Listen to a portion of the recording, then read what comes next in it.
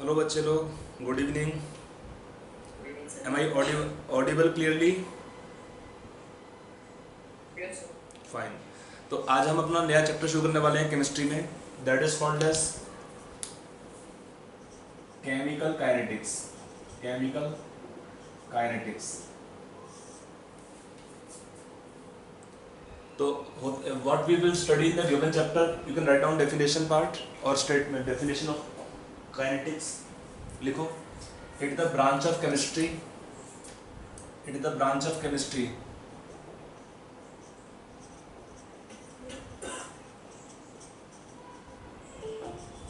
that deals with the study of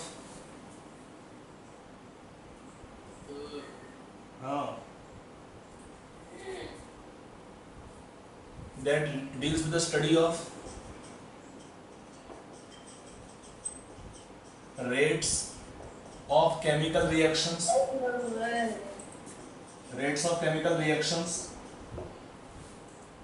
comma, factors affecting the rate of reactions and mechanisms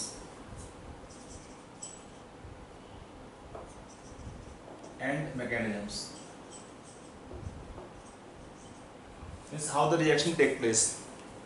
आप जैसे पढ़ते हैं organic chemistry में we have reaction mechanisms, यहाँ पे भी होता है कि रिएक्शन मैकेनिज्म एक पॉइंट आता है ना, स्लो स्टेप होता है रिएक्शन का। तो यहाँ पर बेसिकली हम स्टडी करते हैं इन्हीं 3 पॉइंट के बारे में। क्या क्या 3 पॉइंट्स हैं? Rates of chemical reactions, factor affecting rate of reactions and the reaction mechanisms. मतलब कैसे रिएक्शन होता होगा, उसमें क्या क्या स्टेप इन्वॉल्व होते हैं, एनर्जी की रिक्वायरमेंट से कैसे हम आइडिया रखते हैं हमको रिएक्शन के बारे में। तो about this 3 point we are discussing और dealing in the chapter chemical kinetics.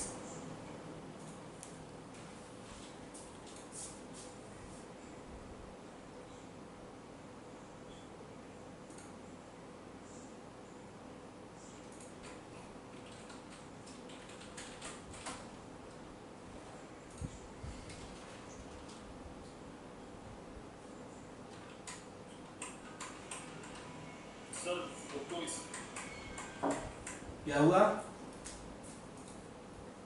Photo? Yes, sir. क्या नेट नहीं आ रहा आपका? हाँ सर, मतलब ब्लर आ रहा है कोई सी। You can join again. अभी तो शुरू किया लिखना है, एक्चुअली तो कुछ भी लिखा ही नहीं मैंने बोर्ड पे। ओके, वही दिया फोटो। तो बेसिकली आपका ये टॉपिक में क्या क्या पढ़ेंगे उसका एक आउटलाइन दिया है।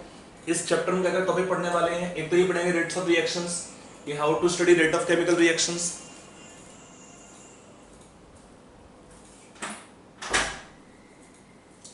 और है इसमें रिएक्शन मैकेनिज्म्स, मतलब और फैक्टर क्या होते हैं अफेक्टिंग रेट ऑफ रिएक्शंस।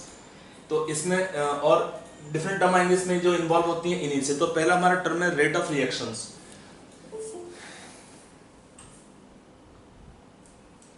तो पहला टर्म क्या है? Rate of chemical reaction. तो रेट का मीनिंग क्या होता है? Rate of reaction can be given as change in concentration of the reactant और product upon time taken for the change. अगर हमको रेट किसी रिएक्शन का स्टडी करना तो क्या लिखते हैं? Rate of reaction can be given as change in concentration delta X, it can be taken directly delta X upon delta T. यहाँ पे रेट ऑफ रिएक्शन को हम स्टडी करते हैं by using this expression change in the reactant concentration upon time taken for the change. तो delta X upon delta T will give the rate of chemical reaction, will give the rate of chemical reaction। rate क्या है? change in concentration upon time taken for the change। got it? अब होता क्या है, rate of reaction को जब लिखते हैं तो we have 2 types of rate of reactions। देखिए, अगर हमने एक एग्जांपल लेते हैं रिएक्शन का, तो मान लो A हमारा रिएक्टेंट दिया है, A can give some product B। तो अगर आपका टाइम लिखा था हमने, स्टार्टिंग टाइम है 0 टाइम, इस टाइम पर रिएक्टेंट में कितना कंसंट्रेशन है? Suppose it have concentration 5 moles per liter, time suppose pass over 20 minutes, तो कितना आपका concentration बचा रहेगा? remaining is 1 mole per liter is remaining concentration। तो इसमें हम क्या लिखते हैं? How to write in this case rate of reaction. तो what is change in concentration, कितना होगा 5 - 1 कर दोगे 4 moles per litre, that is delta x. Change in concentration delta x और डेल्टा टी रिलेशन से, तो डेल्टा एक्स कितना हो जाएगा 4 हो जाएगा, इसमें डिफरेंस ले लेंगे अपन। टाइम हुआ आपका 20 मिनट्स, तो इसका यूनिट रहेगा moles per litre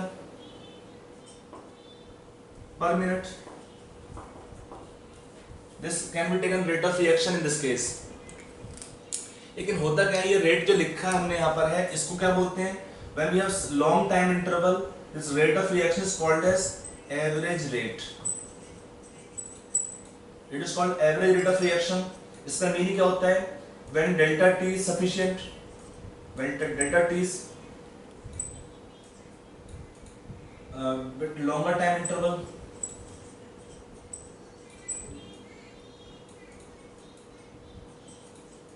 when delta t is longer time interval तब rate of reaction कितना आता है, उसको होता है rate of reaction is called average rate of reaction। Actually यहाँ पे हम दो टाइप का रेट को पढ़ेंगे, एक होता है एवरेज रेट ऑफ रिएक्शन। इसमें होता क्या है, this average rate of reaction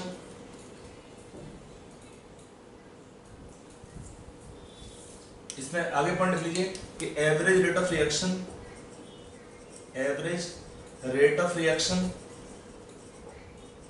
can not be taken as rate of reaction, actual rate of reaction, because this rate does not remain same, does not remain same in the given time interval,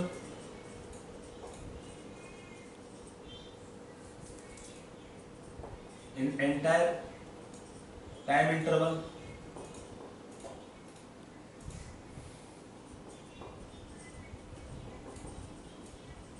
देखो simple logic क्या होता है कि initially when the reactant have higher concentration, rate of reaction will be higher, and when time will go on passing, reactant concentration keep on decreasing, so rate of reaction keep on decreasing। होता क्या है, this rate, this average rate of reaction rate keep on decreasing, keep on decreasing with time due to decrease in concentration of reactants। simple logic है कि when initially reactant have higher concentration the rate of reaction will be higher। देखो ना आपका time 0 था तो इसका concentration था 5 moles per liter, जब टाइम पास होगा 10 मिनट 15 मिनट तो क्या concentration आपका कम होता रहेगा। when concentration of reactant keep on decreasing the rate of reaction also keep on decreasing with time। So this rate of reaction cannot be taken as the actual rate of reaction because this rate does not remain same in the given time interval।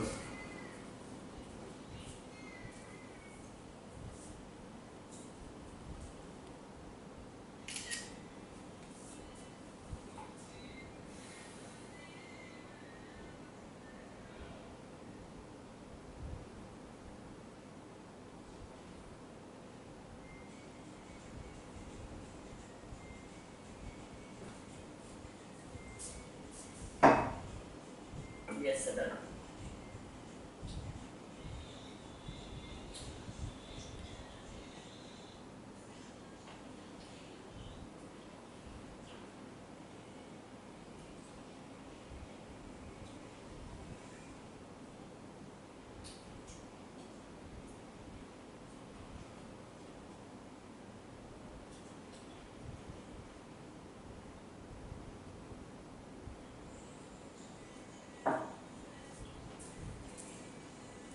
लिखा पूरा? Yes.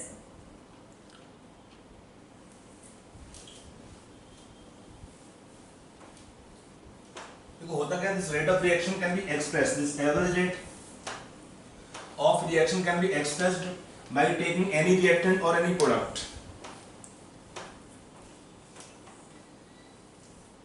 rate of reaction can be expressed by taking any reactant or product। मान लो एक reaction ही होता है, ए आपका reactant है, B product है, तो ग्राफ कैसे मिलता है देखने को है, तो draw the graph concentration time graph.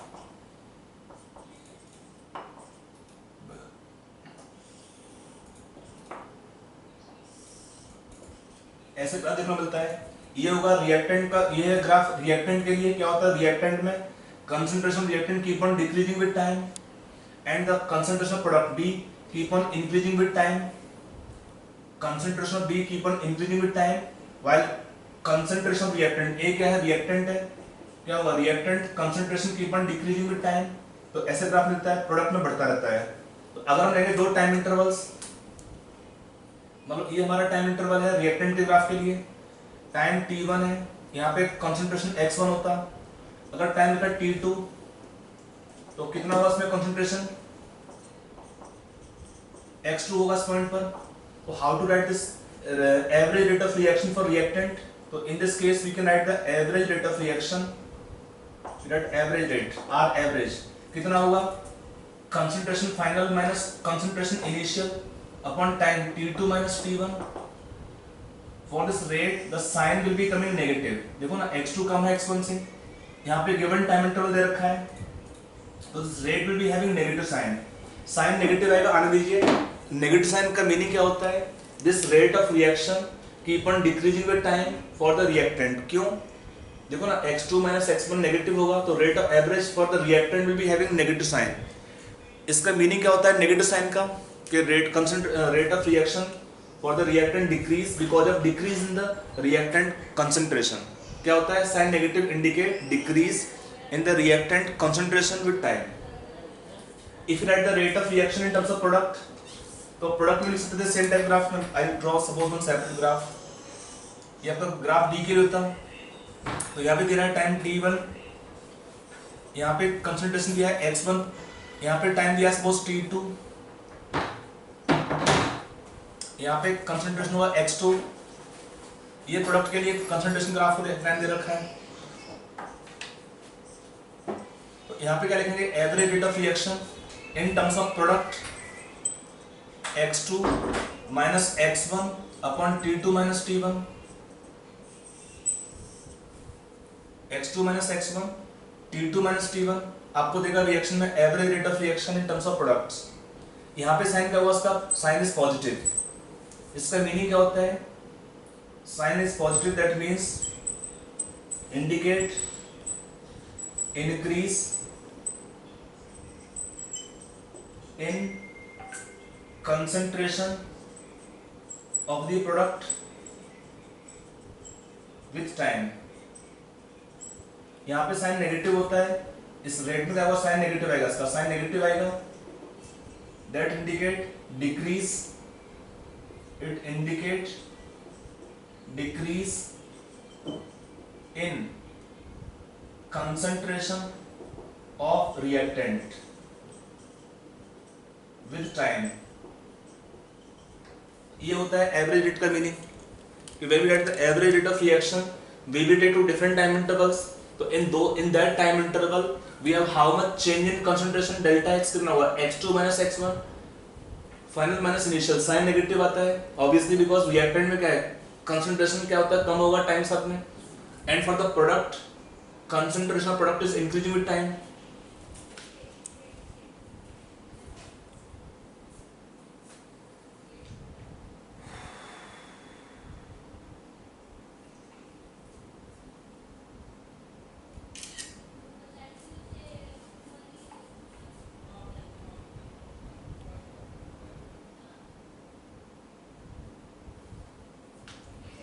लिख दिया। Yes, sir.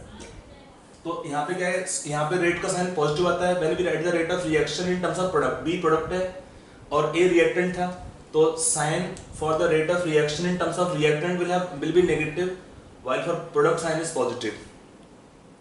बट हमने लिखा दोनों केस में क्या था कि ये रिएक्शन में क्या लिखा था, एवरेज रेट, और हमने साथ में कहा था कि average rate of reaction can not be taken the actual rate of reaction.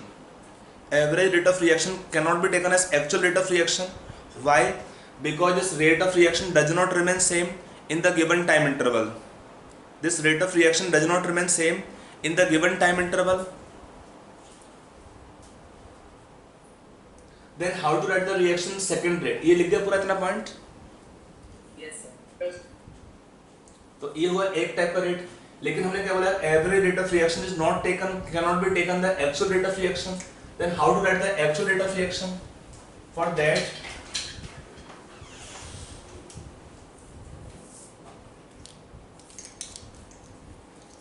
एक टाइप का रेट और आता है, एक आता है इंस्टेंटेनियस रेट। इंस्टेंटेनियस रेट, इसको this rate can be given as dx upon dt in very small time interval dt where dt approaching nearly zero. In small time interval dt where dt approaching nearly zero, what is change in concentration? So dx can be taken the change in concentration, maybe reactant or product. This rate of reaction is called as reaction instantaneous rate.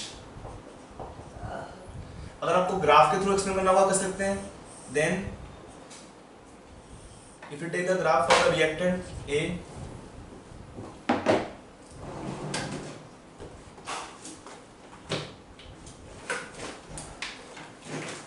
मान लो आपने जिस भी point पर आपको reaction का निकालना होगा instantaneous rate, to that point we draw tangent.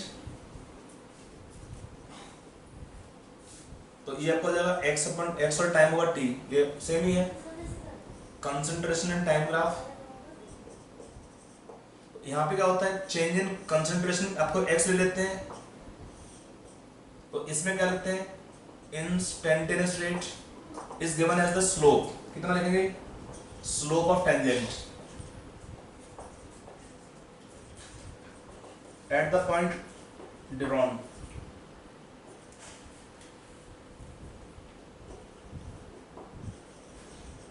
तो इसमें स्लोप कितना आएगा रिएक्शन के लिए, when at the instantaneous rate, slope कितना लिखेंगे, x अपॉन टी आपका थीटा होगा, तो slope is tan theta x upon T.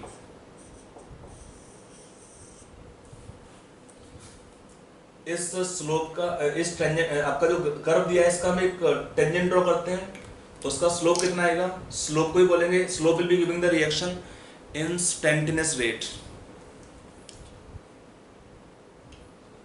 ये अदरवाइज लिखते हैं ऐसे हैं, rate of reaction when it is rate of reaction taken this type instantaneous rate is given by dx upon dt where dt is very small time interval approaching nearly zero. In that time interval change in concentration will be giving the reaction instantaneous rate, and this rate is taken, this rate is used to express rate of reaction. A rate of reaction is expressed in terms of this reaction's instantaneous rate.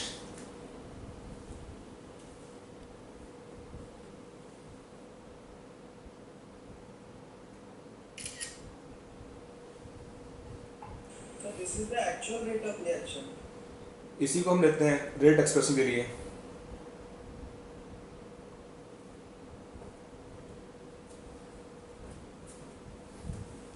For writing rate of reaction इसी को लेते हैं actual rate, उस different उस time window पे जहाँ भी को लेना होगा उस टाइम पे। तो जिस पे हमें रेट लेना है उसी के पॉइंट पर ड्रॉ करते हैं, टेंजेंट ड्रॉ करते हैं। तो द टेंजेंट जो आपका ड्रॉ करते हैं उसी का जो स्लोप आएगा that with the reaction this rate. लिखा पूरा? Yes, sir. Yes, sir. अगला पॉइंट क्या होता है, rate of reaction can be expressed by taking any reactant और any product. Rate of reaction can be expressed by taking any of the reactant or the product.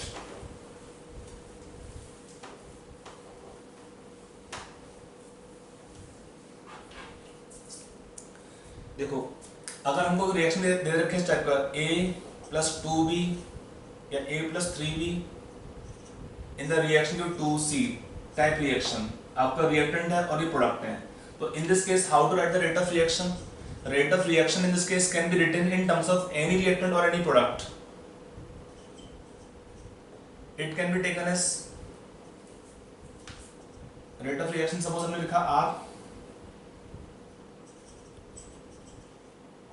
it can be taken कितना को minus dA upon dt minus 1/3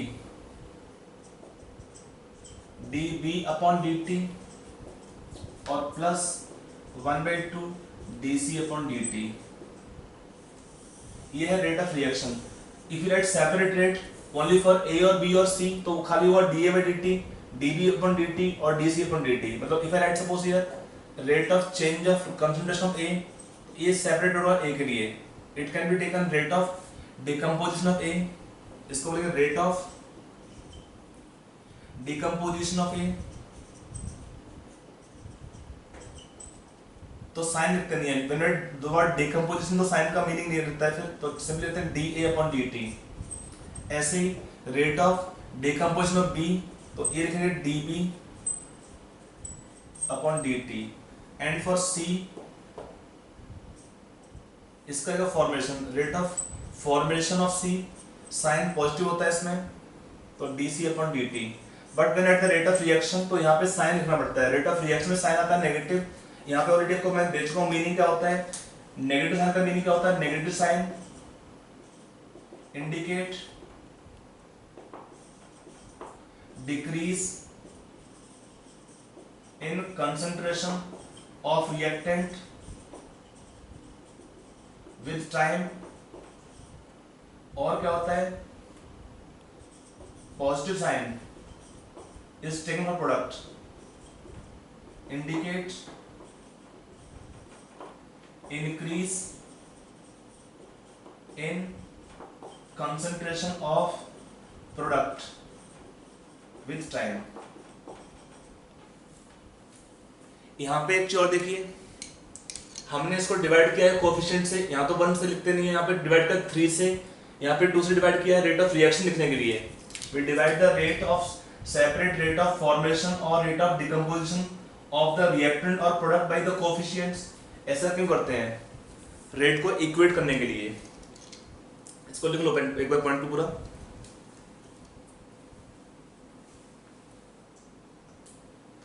Yes, sir.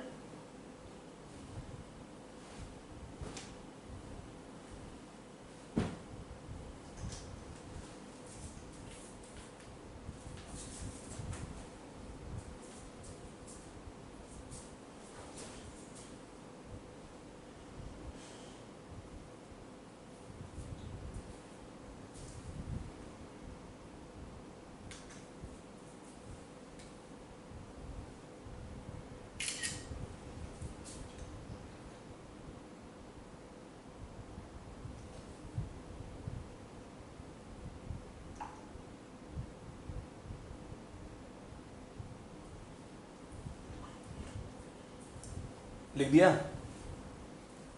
Yes, sir. देखो y भी divide by this coefficient 3 और 2, इसका reason क्या होता है, देखो यहाँ पे इसका मीनिंग होता है when 1 mole of A is consume, how many mole of B will be consume 3 times. If 1 mole of A consume, B consume is 3 times, that means B consume 3 time more than A। तो to equate the rate of A and B, we divide the rate of decomposition of B by 3।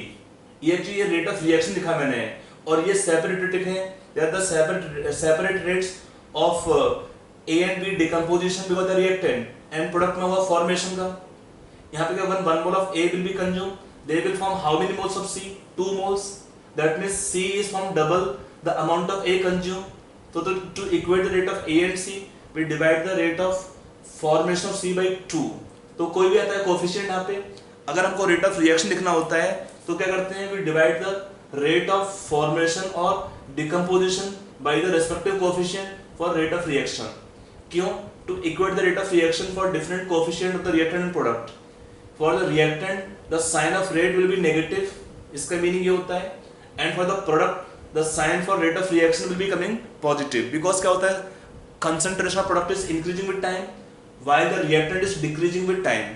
Got it? Yes, sir. ये meaning और rate of reaction का।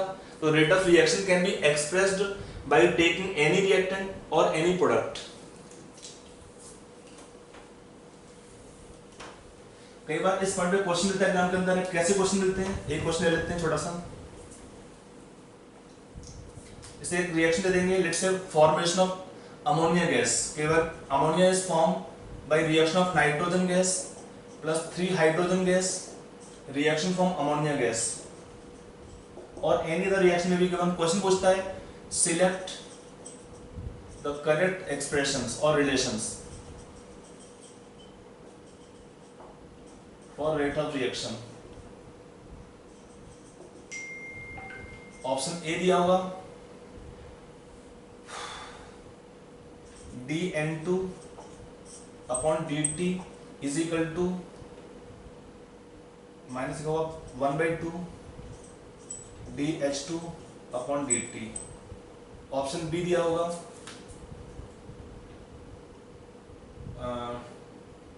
2/3 dH2 upon dt is equal to minus dNH3 upon dt. Option C दिया है आपको d of N2 by dt is equal to 2dN is equal to minus d ammonia upon dt. Option D दिया होगा इसमें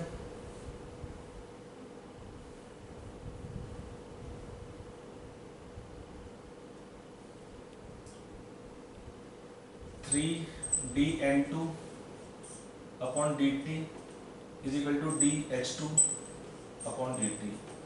In this case, which expression will be correct?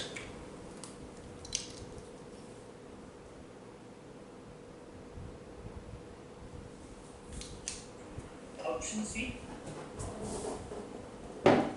Option C. C. Okay. Any other option?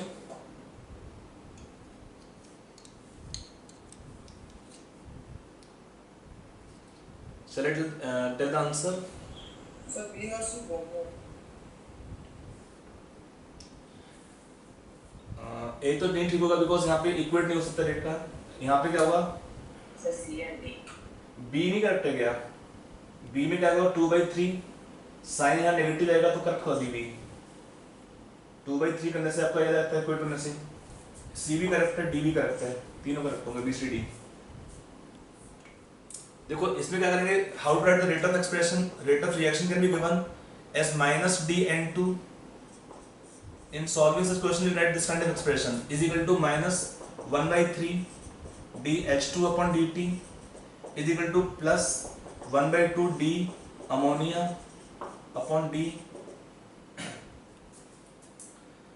t. तो आप कोई सा equate कर लो. अगर आपने इक्वेट किया है ए और बी फर्स्ट में, इसको और इसको तो साइन हट जाएगा, पहले साइन तो नेगेटिव पॉजिटिव रहेगा नहीं. बी में क्या देखेंगे आप यहाँ पे, बी में क्या है आपका H2 और अमोनिया लिंक किया, H2 एंड अमोनिया को लिंक किया तो क्या आएगा इसमें, साइन को हमने कर दिया इसको 2 को लिया इस तरफ and by multiply by minus on both sides. So option B correct हो जाएगा. N2 और अमोनिया को इक्वेट किया, 2 को यहाँ ले आए, साइन को इधर भेज दिया, ये भी करेक्ट हो जाएगा. डी में क्या है N2 एंड H2, साइन दोनों का कैंसिल हो जाएगा म्यूचुअली, तो 3dN2 by dt is equal to dH2 by dt. तो options B C D all 3 will be correct. Sign का भी आपको ध्यान रखना पड़ेगा इसमें. समझ में आया? Yes. Yes, sir.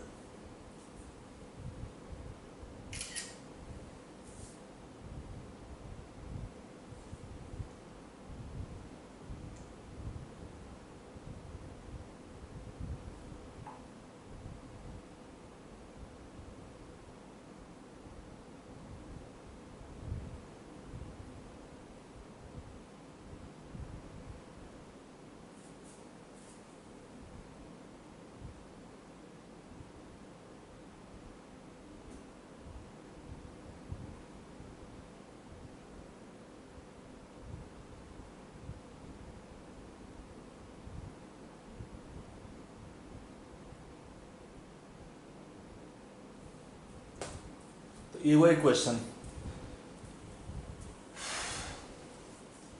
तो कभी भी क्वेश्चन मिलता है ऐसा यहाँ पे रिलेशन लिंक करने के लिए, तो आपको ये तीनों मतलब write the rate of reaction as a whole in terms of different reactant and product and then you equate any two rate. Sign can be shifted to other side of reaction. हमारा overall कोई भी दो equation अगर correct होती हैं coefficient को shift करने से या साइन को शिफ्ट करने से, that is the correct answer for this kind of questions.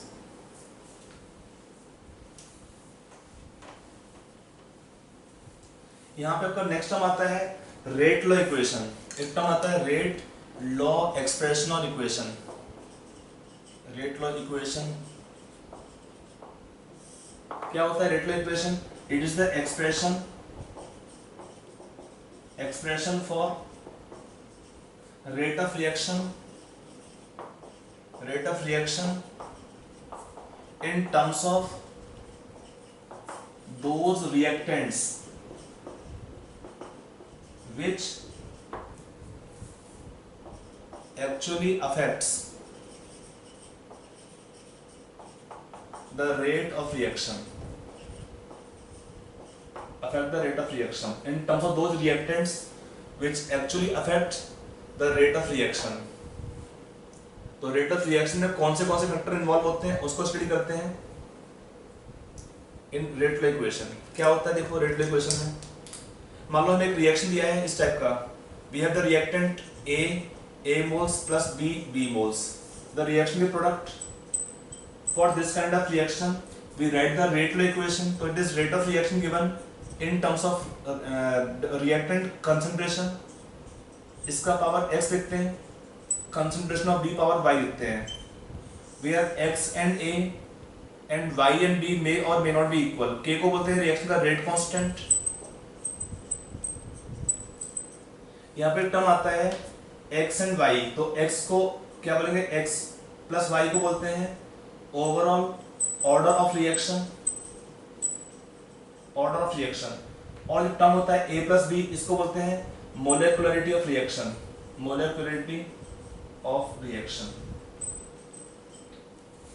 यहाँ पे x क्या होता है, if you right separately x and y, तो x क्या होता है rate of reaction in terms of for the reactant A, और y होगा B के लिए। यहाँ पे x क्या बोल सकते हैं, सेपरेट बोलना होगा, it is order of reaction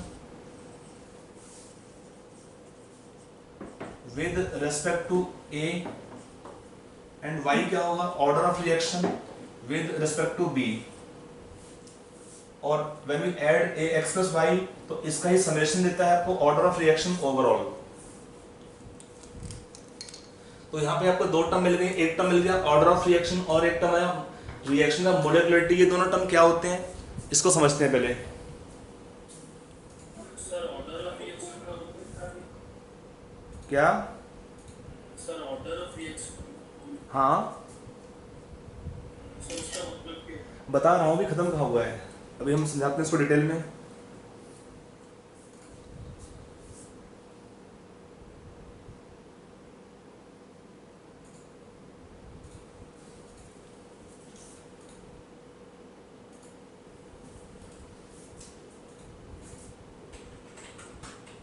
इतना लिखा पूरा यहाँ तक?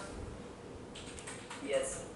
इसका let us explain through table कि इसमें डिफरेंस क्या है दो टर्म्स में। एक टर्म हमारा ऑर्डर ऑफ रिएक्शन है और एक टर्म रिएक्शन का मोलेकुलरिटी है। इसका मीनिंग क्या है, दोनों में डिफरेंस क्या है?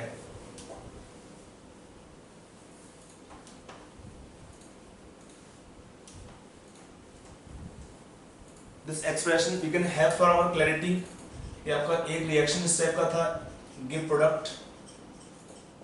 यहाँ पे रेट ऑफ रिएक्शन आपका था कि concentration of A power x and B power y। तो यहाँ पे आपका एक टर्म था ऑर्डर ऑफ रिएक्शन और एक टर्म था मोलेकुलरिटी। दोनों में डिफरेंस क्या होता है? We can make one table to compare. यहाँ पे आपका एक we can write in one column order of reaction and second column molecularity of reaction. दो टर्म्स का मीनिंग क्या होता है, डिफरेंस क्या है, उसको समझते हैं विद द टेबल्स हेल्प। तो पहला टर्म है ऑर्डर ऑफ रिएक्शन। क्या होता है, what is order of reaction? It is the sum total of powers which are raised means powers which are raised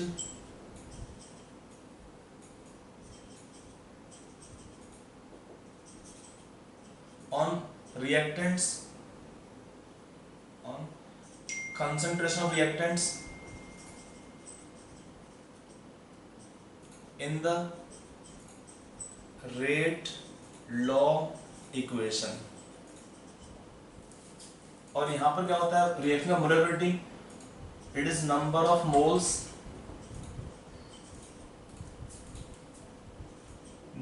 moles of reactants appearing in chemical reaction। आप देखो इस reaction क्या लिखा आपने कि for this reaction if it is reference equation, तो for the reaction what is order of reaction, it is the sum total of powers which are raised in the reactant concentration in the rate law equation x plus y, and for the reaction what is molecularity a plus b। दोनों में difference क्या होता है, ये x और y, देखिए यहाँ पे क्या है x and y may or may not be equal to a and b, they may be same may not be same। Actually होता क्या है order of reaction it is always determined experimentally,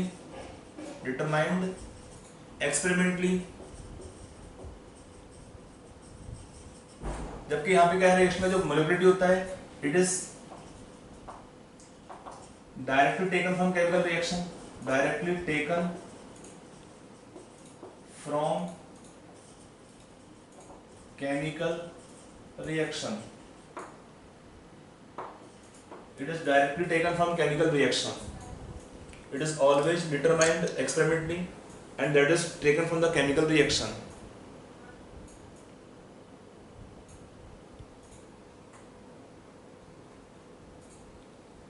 मतलब क्या होता है कि ऑर्डर ऑफ रिएक्शन आपको ये कैसे निकाला हमने, how we write X and Y, it is determined experimentally, कैसे निकालते हैं आपको समझाएंगे, we will have entire 2-3 class only for methods of determination of order of reaction. इस चैप्टर का बड़ा पार्ट होता है यही method for determination of order of reactions. इसका मीनिंग क्या होता है एक्सपेरिमेंटेशन का, मान लो हम एग्जांपल सिंपल एग्जांपल देता हूं कि मान लो हमारा रिएक्टेंट कंसंट्रेशन यहां पर A का था, अगर हमने A का कंसंट्रेशन डबल किया, रेट ऑफ रिएक्शन डबल होता है, दैट मींस पावर x 1 होना चाहिए, दैट मींस देखते हैं कि order of reaction is 1 with respect to A। अगर हमने बोला कि A को डबल किया, रेट ऑफ रिएक्शन हम 4 टाइम्स, B को हमने चेंज नहीं किया, तो that means order of reaction कितना आएगा, A के रिस्पेक्ट में 2 होगा उस केस में। हमने A को डबल किया, रेट ऑफ रिएक्शन चेंज हुआ ही नहीं बिल्कुल भी, that means order can be 0 for the reactant. यहाँ पर क्या होता है, ये निकालते हैं एक्सपेरिमेंटेशन से, किसी भी रिएक्शन को देख के हम बोल दें कि इसका इतना ऑर्डर है, पता नहीं, we can not be sure until we carry out experiment और वी नो ऑलरेडी कि हाँ इसका ये ऑर्डर होता है। कुछ रिएक्शन का इसका ऑर्डर पता है कितना होता ही है, तो अगर पता है तो अच्छी बात है, अगर नहीं पता होगा तो without experimentation we can not tell the order of reaction. हाँ, we can tell direct reaction molecularity, कैसे हमने देखा इसमें A और B मोल्स हैं, तो A प्लस B ऐड कर दिया, तो ये होगा रिएक्शन का मोलेकुलरिटी। क्या लिखा, it is directly taken from the chemical reaction. अगला पॉइंट आता है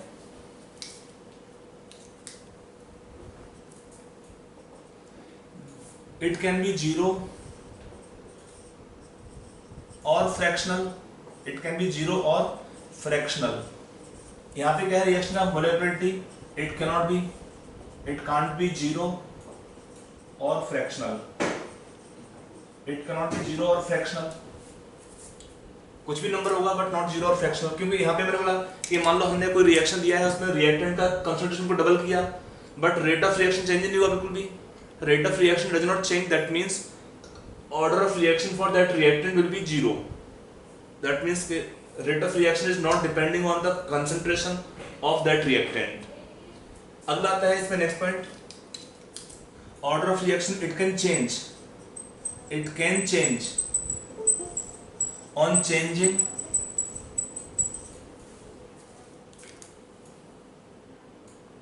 it can change on changing the condition of reactions, it can change on changing conditions of reactions, but ये क्या होता है, it is fixed, जो भी आपको दिया होगा वही दिया होगा, it cannot change। इसको समझाने के बाद में देखो, मान लो क्या होता है कि किसी, इसको समझाना पड़ेगा बाद में, थोड़ा एग्जांपल लेके समझाऊंगा इसको। देखो सिंपल पॉइंट है कि मान लो हमारा एक रिएक्शन दिया होता है, इसको लिख लो पहले, I will explain right now through an example.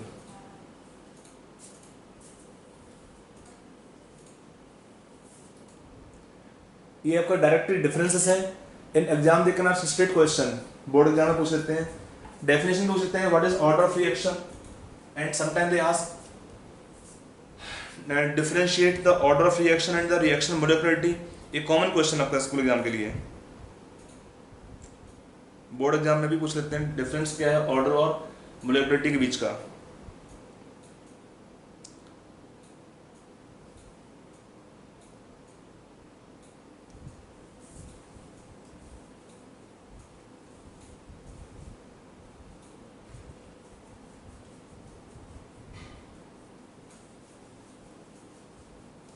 लिखा Yes, sir. थोड़ा सा सर।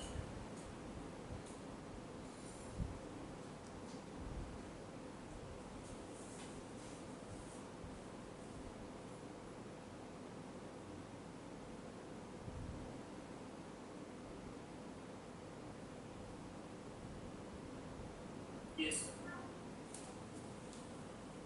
देखो it can change changing the condition of reactions का मीनिंग लास्ट पॉइंट क्या होता है, ये आपका तो लिख दिया ना पॉइंट है। मान लो मैं एक क्वेश्चन लिखता हूँ, अगर मैं एक एग्जांपल लेता हूँ कि मान लो इस रिएक्शन में हमारा ऑर्डर ऑफ रिएक्शन दिया होता है suppose 1, if you assume here कि पहले एक कंडीशन दिया है कि इसमें रेट ऑफ रिएक्शन सपोज दिया होता है इस टाइप का कि a का पावर 1 है b का पावर 1 होगा।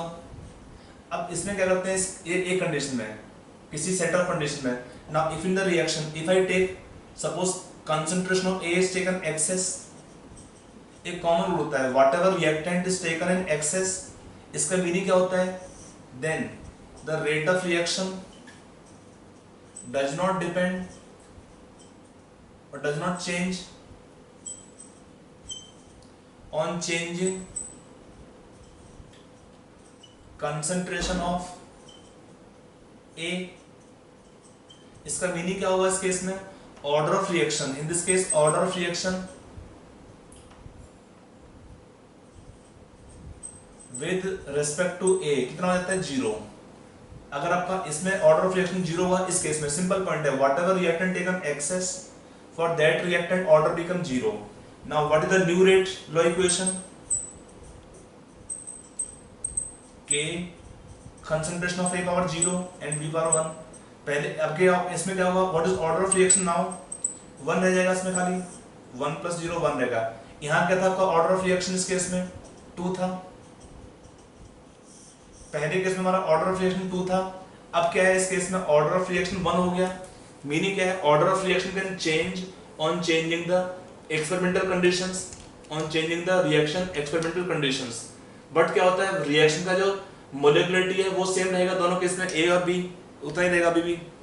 तो दैट इज द मीनिंग कि for the reaction molecularity is not changing, it is fix. But क्या होता है order of reaction can change on changing the experimental conditions. एक सिंपल पॉइंट होता है whatever reactant taken in access for that reactant order become 0, ये simple point होता है। अगर इसका ऑर्डर 0 हो जाएगा तो पहले केस में ऑर्डर 1 था तो 1 + 1 2 था ऑर्डर ऑफ रिएक्शन टोटल, अब क्या हुआ इस केस में order of reaction become 1, that means order has changed on changing the concentration of A, that means on changing the reaction experimental conditions. Got it? Yes. अगला point देखो यहाँ पे, देखो जनरली अगला पॉइंट है generally the order of reaction, order और molecularity दोनों क्या होता है, ऑर्डर और molecularity of reaction can be up to 3 तक होता है मैक्सिमम है, एंड रेयरली एक्सीड्स 3। तो अगर चार तो एक तो यहाँ पर फिर भी नॉन होते हैं, 1 2 रिएक्शन देयर। जैसे आपको मैंने अगर याद होगा आपको आई टोल्ड यू कैनेजरो रिएक्शन क्या था, इन कैनेजरो रिएक्शन क्या था, rate of reaction was given concentration of HCHO² था इनटू OH² था इन कैनेजरो रिएक्शन। इसमें क्या था ऑर्डर ऑफ रिएक्शन 4 होता है, बट अदरवाइज क्या होता है reactions having order of reaction more than 3 are rare, तो 3 से ऊपर डिफिकल्ट होता है। क्या लिखा है, जनरली द ऑर्डर और molecularity of reactions can be up to 3 and rarely exceed 3, अगर होगा तो 4 मैक्सिमम हो सकता है, इससे ऊपर नहीं होता है। इसका रीजन क्या होता है, इसका रीजन क्या होता है, the reason the collision of molecules, collision of reactant of molecules, collision of ऐसे collision involving more than 3 reactant molecules are rare, ये इसका लॉजिक होता है। देखो होता क्या है, how the reactant can form product, reactant can convert to product by collision of molecules among themselves, reactant can form product by collision of the reactant molecules among themselves। अब मान लो बहुत ज्यादा चांस किसके होते हैं कि दो रिएक्टेंट होते हैं, वो आए, कोलिजन हुआ and they will bounce back, they may form product, they may not form product. तो ये कोलिजन्स काफी कॉमन होते हैं। मान लो आपके क्लास में बहुत से बच्चे होते हैं, या सपोज दो फ्रेंड कहीं जा रहे हैं, रास्ते में मार्केट में मिल जाते हैं, उतना कॉमन उतना अनकॉमन नहीं होता है कि भाई बुक शॉप पे मिल गए या कहीं और मिल गए, दो लोग का, दो दोस्तों का मिलना उतना कॉमन मतलब कॉमन होता है। बट सोचो एक जगह पे 3 दोस्त मिल रहे होंगे which are not from same place, और 3 दोस्त मिलेंगे सेम पॉइंट पर सेम टाइम पर, उतना कॉमन नहीं होता है, फिर भी पॉसिबिलिटी हो सकता है। बट सोचो कि एक पॉइंट पर 4 दोस्त आए एक ही जगह पे, एक ही पॉइंट पर एक ही टाइम पे, become very rare type. Same thing also happen, the collisions of reactant molecules are most common are bimolecular, two molecules coming colliding bouncing back is most common collisions. Suppose collisions involve more than 3 molecules and more than 2 molecules are rare type, 3 में भी हो सकता है, but when collisions are involving more and more molecules become rare type। ये question पर आपका JEE पूछा था, क्वेश्चन जेई मैंने क्वेश्चन था कि why the reactions or reactions have order or molecularity more than 3 rare, तो ये था इसमें आंसर कि because the possibility or probability of collisions involving more than 3 molecules are rare, that the reason ki collisions and the probability of collisions involving more than 3 reactant molecules are rare, for that reason it happens। got it? तो एक तो ये point आता है। अगला point आता है reactions having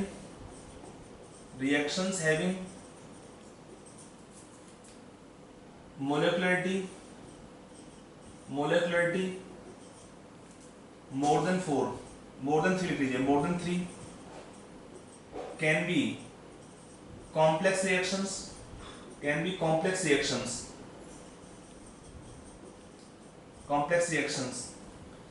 with consisting of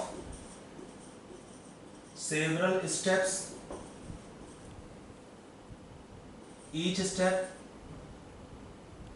several steps with each step having its own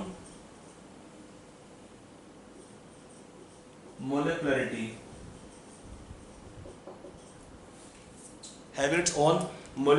और क्या होता है ऐसे रिएक्शन में, इन सच रिएक्शंस here molecularity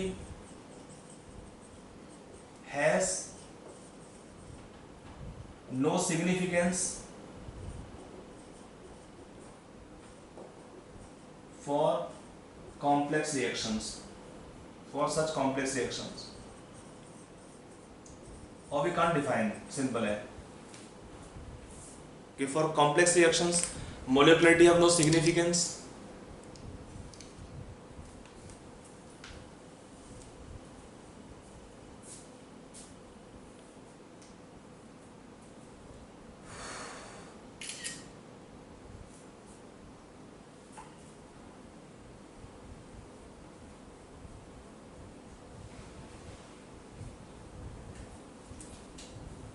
लिख दिया। Yes, sir. यहाँ पे एक पॉइंट लिख लीजिए, ये बहुत मिलता है कि कॉमन पॉइंट है और इम्पोर्टेंट पॉइंट है। एग्जाम में क्वेश्चन मिलता है के बारे में कि फॉर एलिमेंट्री रिएक्शन, एक रिएक्शन होता है, reaction is called for elementary reaction, the order of reaction the order of reaction will be same as molecularity of reaction. मतलब अगर ये रिएक्शन क्या होता है कि suppose if the reaction given is reaction is elementary, तो जो भी होगा तो a plus b will be equal to x plus y, a and x will be equal, y and y will be equal.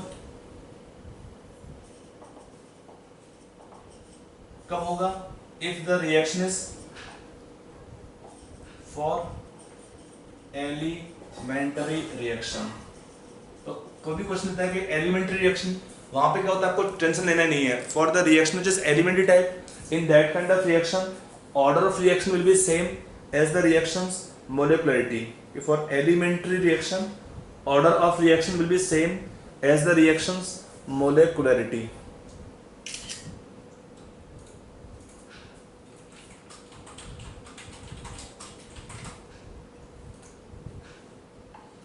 ये point काफी important है, ध्यान रखना क्वेश्चन करने के टाइम पे. बंदे के क्वेश्चन के फॉर एलिमेंट्री रिएक्शन, इसका मतलब क्या है? जो भी रिएक्शन का ऑर्डर हो, जो भी रिएक्शन का मोलेक्युलरिटी है, वही होगा order of reaction. Got it? Yes, sir.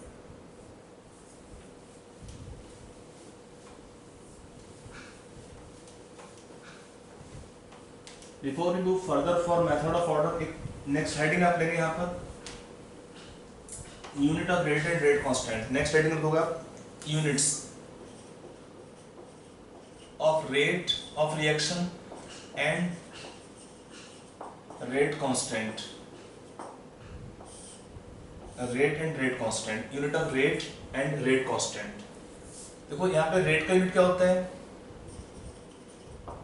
It is change in concentration of reactant with time. dx क्या हुआ? चेंज इन कंसंट्रेशन मोल्स पर लीटर. आपका टाइम का यूनिट सपोज दिया सेकंड में हमने सपोज, और any unit can be taken, तो क्या होगा? Unit of rate, rate of unit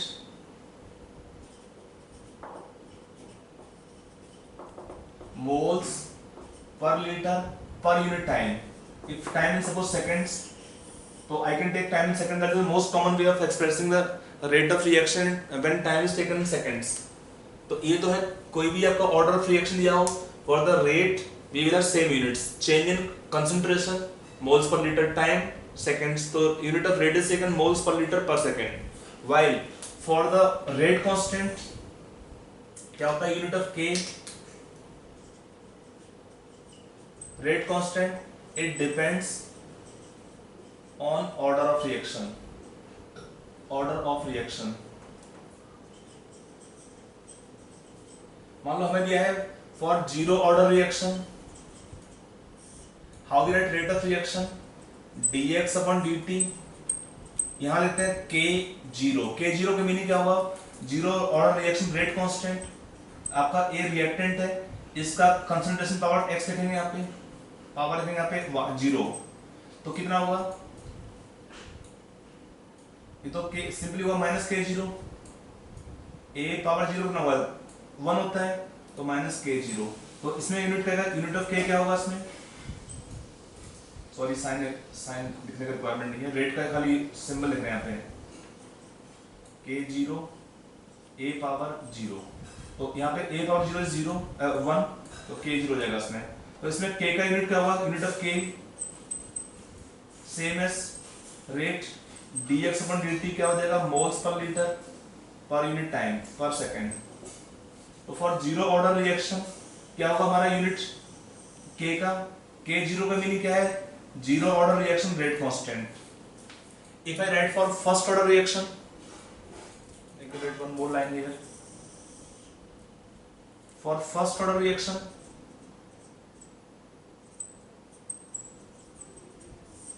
rate का लिखोगे dx upon dt. k1 a power 1 होता है, 1 लिखते नहीं है, तो इसका यूनिट क्या लिखेंगे यहाँ पे? Moles per litre. टाइम का यूनिट सेकंड में, इसका यूनिट है k1. What is unit of concentration? Moles पर लीटर. तो ये आपका यूनिट है, कैंसिल हो जाएगा इसमें. तो for k1 what is unit? Second inverse. For first order reaction we will have unit of rate constant same as time inverse. second inverse. If I take for second order reaction, rate कैसे लिखोगे आप यहाँ पे, dx upon dt is rate, क्या होगा K2 into concentration reactant power 2 लिख दोगे.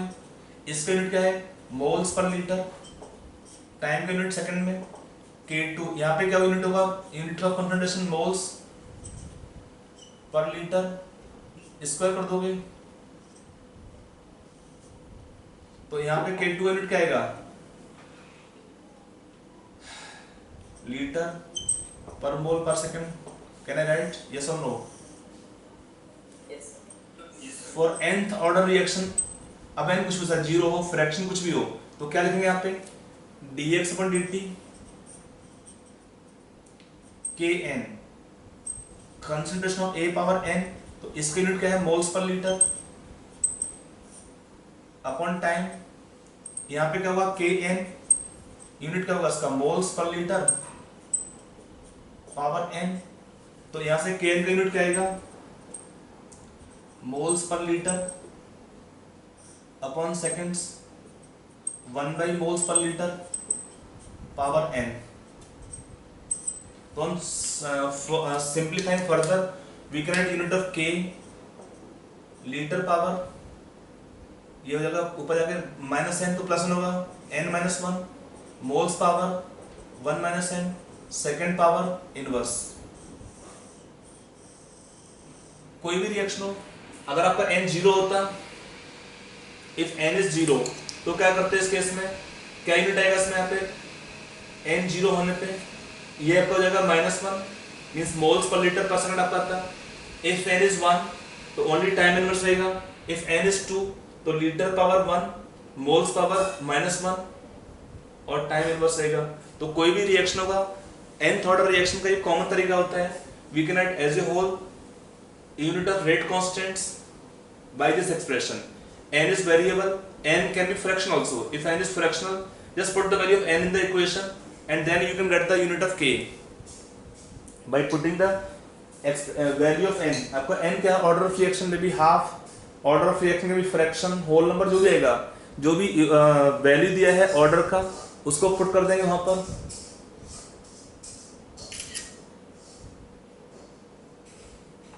तो इस तरह से क्या होता है, हम निकाल सकते हैं unit of rate and rate constant. Unit of के स्पेशली, यूनिट ऑफ रेट तो फिक्स होता है हर केस में, यूनिट ऑफ रेट फिक्स होगा, but the unit of rate constant is variable.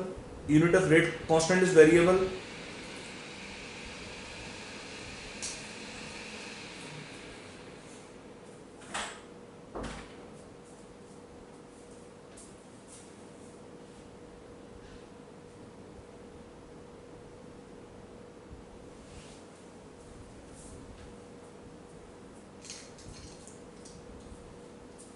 Yes, sir. लिखा सब चलो पूरा. Yes, sir. Yes, sir. Ninad पंडा अच्छो कि नहीं,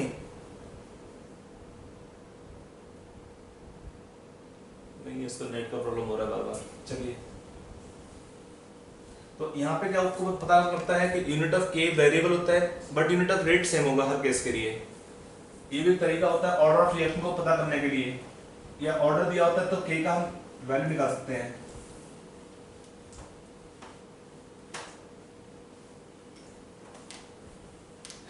ये चैप्टर बहुत लंबा नहीं है, नेक्स्ट वीक में हम चैप्टर को ऑलमोस्ट खत्म कर देंगे. इस चैप्टर को भी नेक्स्ट वीक में खत्म तो नहीं हो पाएगा but at least we require around 6 classes. एक आज हो गया 4, नेक्स्ट वीक तो नहीं बट उसके नेक्स्ट वीक में खत्म हो जाएगा चैप्टर पूरा. चलिए आगे चलते हैं. तो ये हुआ हमारा. अब आते हैं नेक्स्ट आएगा methods for determination of order of reaction. Determination of order of reaction. Method for determination of order of reaction. ये भी दिया.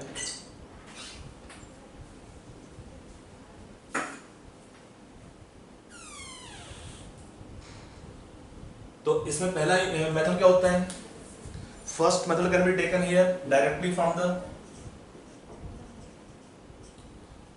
Unit of rate constant, unit of rate constant. अगर हमें कभी भी क्वेश्चन में k का यूनिट मिलता है तो k का यूनिट क्या होता है? For nth order type reaction k have units litre power 1 litre power n-1, moles power 1 - n, second और टाइम इनवर्स। तो अगर कभी रिएक्शन मिलता है उसमें हमें k का यूनिट दिया हुआ, तो k का यूनिट दिया है, इसका मतलब क्या है? हमें ऑर्डर ऑफ रिएक्शन दे रखा है। अगर किसी भी क्वेश्चन में k का वैल्यू दिया है और k का यूनिट दिया है, इसका मतलब क्या होता है?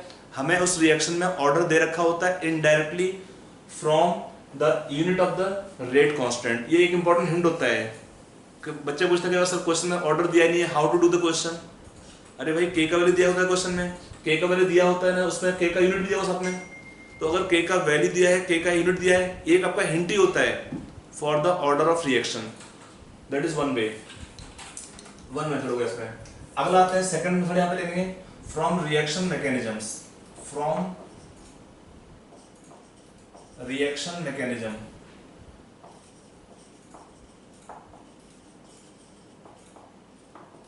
We can get the order of reaction. इसमें दो टाइप के क्वेश्चन होते हैं। यहाँ पे क्या होता है, एक रिएक्शन दिया होता है और आपको दिया हुआ उसका मैकेनिज्म। इसमें आपको रिएक्शन सपोज दिया है N2O5 एक रिएक्शन रिएक्टेंट होता है, it can form 2NO2 gas plus half O2 gas. एक रिएक्शन दिया है, इसमें आपको दिया होता है रिएक्शन का मैकेनिज्म। इसमें स्टेप 1 लिखते हैं N2O5 डिकम्पो K1 आपको हुआ स्टेप 1 का rate constant, it give NO3 plus NO2। Step slow दिया होता है। स्टेप 2 दिया होगा इसमें NO3 decompose with K2 as rate constant, क्या देगा? NO2 plus half O2। Step is fast, may be sometime rate slow here, fast here, जो भी लिखा होता है क्वेश्चन में। स्टेप दिए होंगे रिएक्शन में। फिर क्वेश्चन पूछते हैं for this given case what is find the rate law equation, find the rate law equation, ऐसा क्वेश्चन मिलता है। तो यहाँ पे क्या होता है, किसी रिएक्शन में स्लो स्टेप होता है। मान लो एक रिएक्शन दिया है जिसमें एक स्टेप, लिख लो पहले इसको एक बार, लिखा पूरा।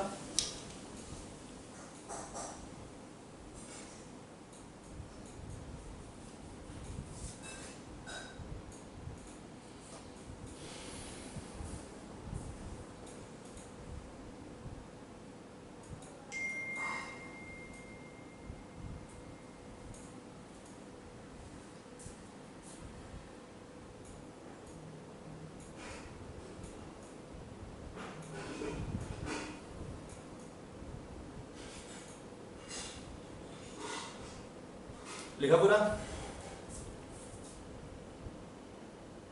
Yes. अब यहाँ पे आपको एक रिएक्शन दिया है और उसका दिया होता है मैकेनिज्म। तो यहाँ पे क्या है, रिएक्शन में कुछ स्टेप स्लो दिए होते हैं, सम स्टेप कैन बी फास्ट। तो यहाँ पे क्या हुआ, किसी भी रिएक्शन में एक होता है slowest step of a reaction, इसको हम क्या बोलते हैं? It is called as RDS. What does RDS stand for? Rate determining step. Yes, rate determining step. Meaning क्या होता है? Rate of reaction can never exceed the rate of the slowest step.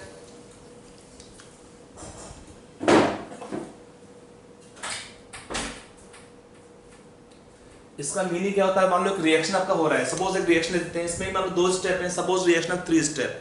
तो 1 step can be over in let's say 1 minute and 1 step can take suppose 30 seconds only, but one of the step will take 30 minutes. So how much time will be required minimum for reaction completion? Cannot be less than 30 minutes. समझ आ रहा है कि मेरा point है कि कोई भी reaction आपको मान लो 3 स्टेप दिए होते हैं। अगर आपका रिएक्शन 3 स्टेप दिए होंगे, मान लो स्टेप 1 दिया है, it can take suppose 1 minute, step 2 दिया है 30 मिनट्स, स्टेप 3 दिया होगा suppose 30 seconds. So how much time will be required for reaction completion in such cases? Minimum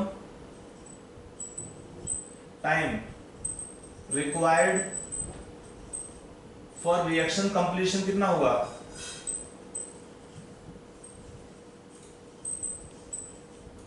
30 minutes, इससे कम में तो रिएक्शन होना पॉसिबल नहीं है।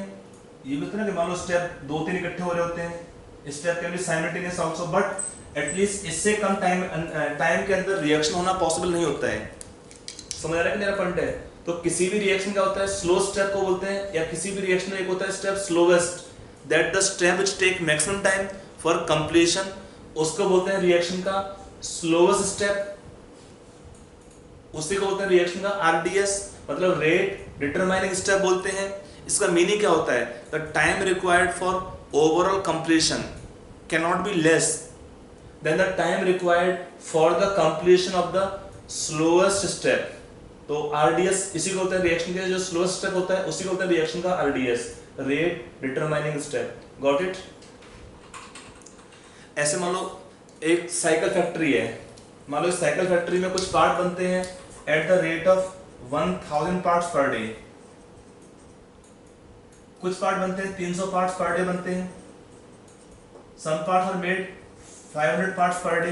ये पार्ट्स का रेट है पर डे का। एक साइकिल फैक्ट्री में इतने पार्ट्स बनते हैं, डिफरेंट पार्ट्स हैं। Some part are quite simple type, जल्दी ज़्यादा बनते हैं नंबर में। कुछ पार्ट होते हैं complicated, they time more time for more time. तो इस अगर पूछते हैं क्वेश्चन में कि how many cycle maximum can be coming out of factory per day, कितना आंसर होगा इस क्वेश्चन में? ऑब्वियसली साइकिल का नंबर होगा 300 मैक्सिमम। साइकिल पूरा चाहिए ना, ये नहीं साइकिल का हैंडल ही नहीं है या साइकिल में उसका चक्का ही नहीं है, मतलब पहिया नहीं है साइकिल के अंदर है, तो साइकिल पूरा चाहिए होता है। तो पूरा का मतलब क्या होता है? सारे पार्ट चाहिए। तो जो भी पार्ट सबसे कम बनेगा नंबर में, that decide the maximum number of cycle that the factory can manufacture in 1 day maximum. एक क्लास में होता है, बच्चे लिखते हैं कई बार, सपोज मुझे देखना है कि क्लास में जब बच्चे पूरे लिख चुके होते हैं तो व्हाट आई कैन फोकस। एक बच्चा बहुत जल्दी लिखता है, आई will not see that student, I will search the student who is writing at the slowest step, eight the slowest speed. तो उसका मीनिंग क्या होता है? जब उस बच्चे ने पूरा नोट कॉपी कर लिया होगा, इसका मतलब जो पूरी क्लास है उसके पहले ही नोट्स को लिख चुकी होती है। तो I will not see other student, I will see the student who is writing at the slowest speed. उसको देखता हूँ, हाँ उसका हो गया, ओके, मतलब पूरी क्लास ऑलरेडी कंप्लीट कर चुकी होती है। तो वो बच्चा होता है क्लास का RDS, that student will be the class RDS. ऐसे होता है ग्रुप रेस होता है। तो कहने का मीनिंग क्या है? किसी भी केस में रिएक्शन में इन प्रैक्टिकल लाइफ कोई भी स्टेप स्लो होता है, उसी को हम बोलते हैं रिएक्शन का क्या? Rate determining step. यहाँ भी सेम कहानी है, इसमें ये स्टेप स्लो है, ये स्टेप फास्ट होगा, तो रेट ऑफ रिएक्शन डिपेंड किस पर करता है? What be slow step. तो from slow step we will write the rate expression.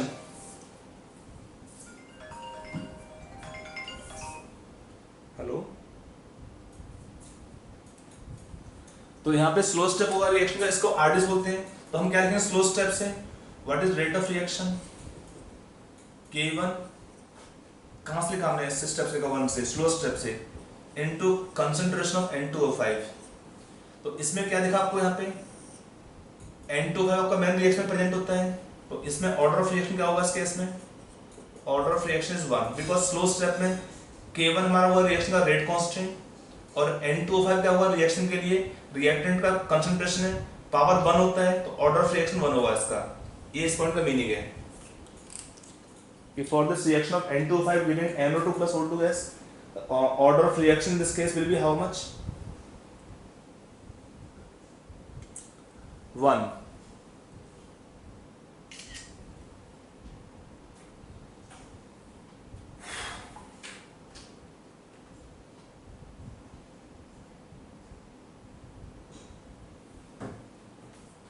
लिख दिया?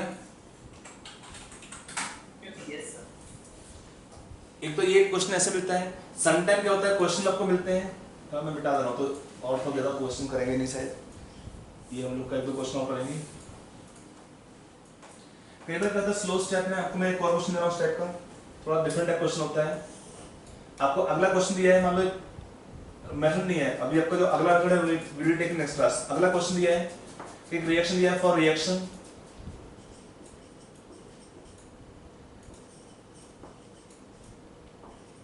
NO2 gas plus 2H2 gas give N2 gas plus 2H2O in gas phase।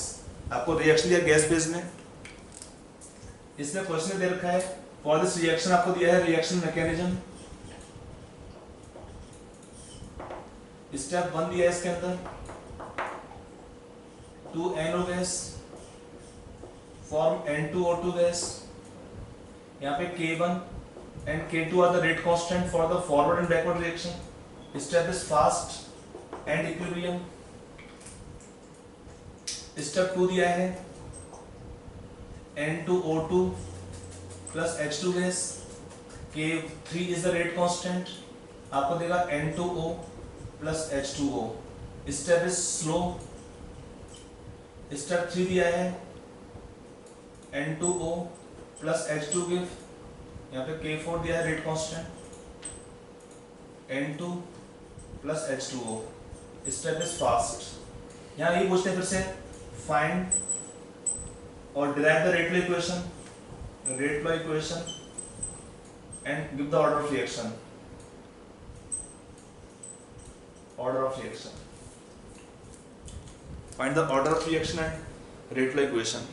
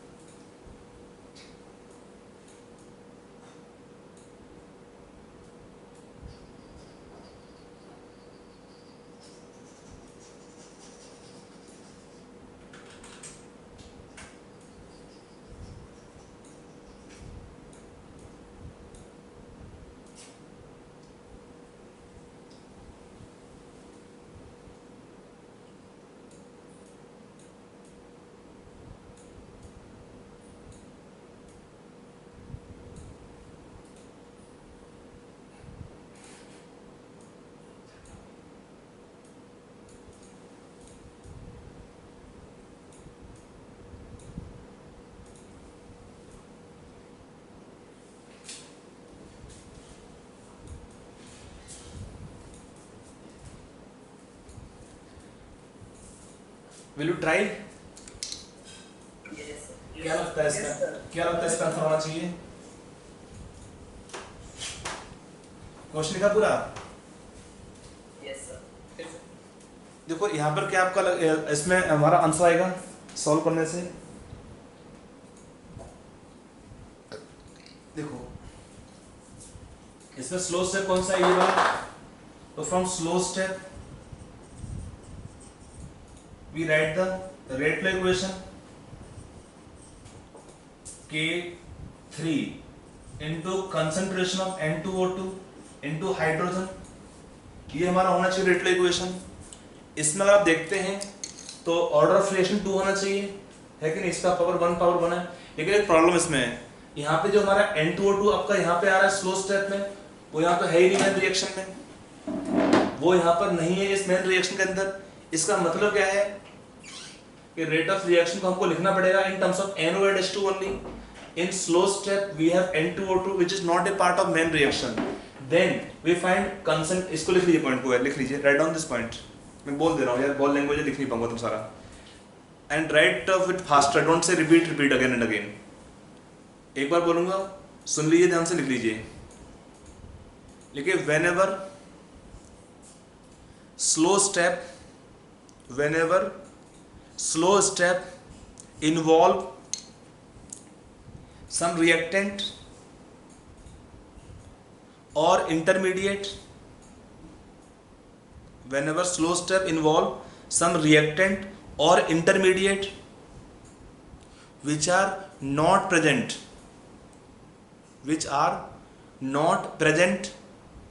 in the main reaction,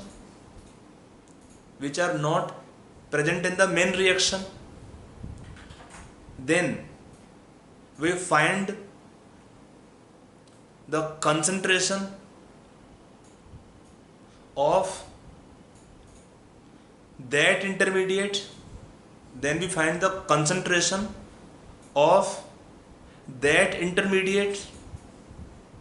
in terms of those reactants which appear in terms of those reactants which appear in the main reaction. In terms of those reactants which appear in the main reaction using the step at equilibrium. Using the steps at equilibrium. Using the steps at equilibrium. Using the steps at equilibrium. समझ में आया कि नहीं point वाला? तो इसका meaning क्या होता है? देखो यहाँ पे हमारा एक N2O2 क्या है? It is intermediate. ये तो आपका है नहीं मेन रिएक्शन में, तो क्या करना पड़ता है? हमें इसका कंसंट्रेशन निकालना पड़ेगा इन टर्म्स ऑफ NO. कहां से निकालेंगे? इस स्टेप से. It is fast and eight equilibrium. तो क्या करेंगे इसमें? From the step at equilibrium. From step at equilibrium. What is rate of forward reaction? Rate of forward reaction क्या लिखेंगे? लिखूंगे यार, डायरेक्टली लिख सकते हैं यार. Rate, what is rate of forward reaction? K1 into concentration of NO square. What is rate of backward reaction? K2 into concentration of N2O2. ये क्या होता है? आपको याद होगा from chemical equilibrium. The rate of forward reaction क्या होता है? K1 into concentration of NO square. और बैकवर्ड रिएक्शन K2 आपका होगा rate constant into concentration of N2O2. कोई डाउट तो लिखने में से नहीं है? ऐसे लिखने से ये है rate of forward reaction equal to rate of backward reaction. ये होगा रेट ऑफ बैकवर्ड रिएक्शन. दोनों रेट इक्वल होते हैं at the point of equilibrium. तो हम क्या बोलेंगे यहाँ से? What can be concentration of N2O2 from here? K1 K2 into concentration of NO square. अब इसको यहाँ पे यूज करेंगे इस इक्वेशन में. देन रेट ऑफ रिएक्शन क्या लिखेंगे यहाँ पे? K3 into K1 by K2 into concentration of NO square. We replace N2O2 by entire term K1 K2 into NO square into concentration of hydrogen already है यहाँ पर. तो ये K1 K2 K3 सब कांस्टेंट होते हैं. इन्हीं को बोलते हैं रिएक्शन का overall rate constant K. This K become the reaction overall rate constant. कितना हो जाएगा? Concentration of NO square into hydrogen. तो क्वेश्चन पूछ सकता है कि what is the K expression. तो K कैसे निकाला हमने? तो K आपका हो जाएगा इस रिएक्शन का rate constant of reaction K1 K3 upon K2. And for the reaction what is order of reaction overall 2 plus 1 become 3. तो in this case order of reaction become 3 not 2. यहाँ पे N2O2 आपको आया, लगता है कि order of reaction 2 होना चाहिए, but 2 नहीं होता है. क्यों? क्योंकि यहाँ पे N2O2 क्या है? इंटरमीडिएट है. ये आपका इस रिएक्शन में प्रेजेंट नहीं होता है. N2O2 is intermediate. It is not a part of main reaction. तो पहले हम क्या करते हैं? इसका कंसंट्रेशन निकालते हैं. कहाँ से निकालेंगे? Using the step at equilibrium. ये कॉमन तरीका होता है.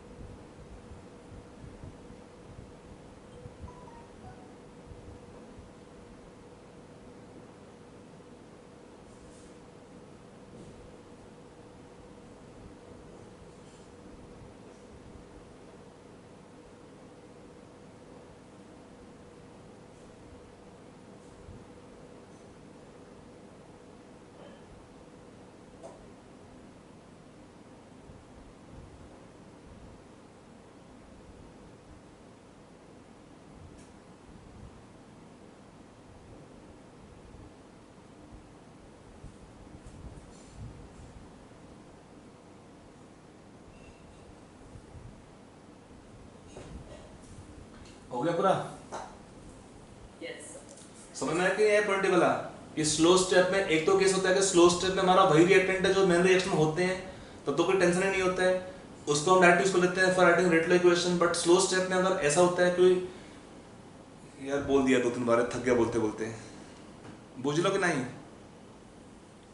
Yes. ओके, आपको एक क्वेश्चन और दे रहा हूँ यहाँ पे। एक रिएक्शन आपको दिया है फिर से, ये आज का लास्ट क्वेश्चन भी है। रिएक्शन दिया है O3 गैस। हाँ कुछ पूछ रहे हो क्या? सर इसका वीडियो कौन सा है? हाँ हाँ वीडियो भेज देंगे, इसका रिकॉर्डिंग हो रहा है। जी सर। तो 2O3 to 3O2 एक रिएक्शन दिया है, और आपको इसका दिया है रिएक्शन का मैकेनिज्म। इसमें स्टेप 1 दिया है O3 give O2 plus O, K1 K2 are rate constants. Forward reaction, backward reaction, it is fast at equilibrium. Second step दिया है O3 plus O, K3 is rate constant, give 2O2. अब तो होता क्या है, when we add all this step we get the net reaction। ये आपको दिया slow step। यहाँ भी सेम क्वेश्चन है कि find rate log equation, find rate log equation।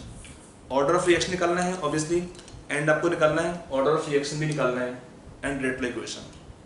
Try yourself.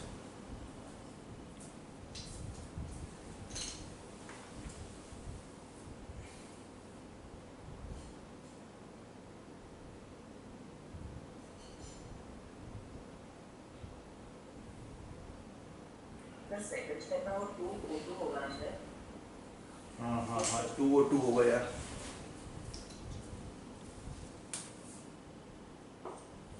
2O2 yes। When we add the step at equilibrium, so we will get the net reaction then।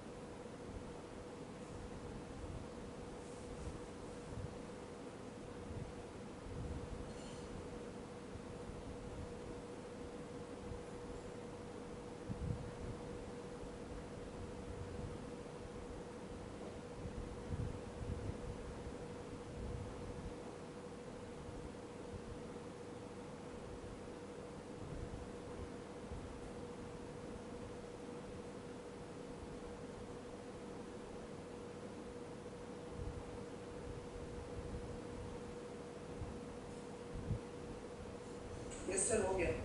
इसमें क्या आएगा order of reaction. Order of reaction 1 आ रहा है। Yes correct है। घबरा क्यों रहे हो? यहाँ भी सेम टाइप कहानी होगी।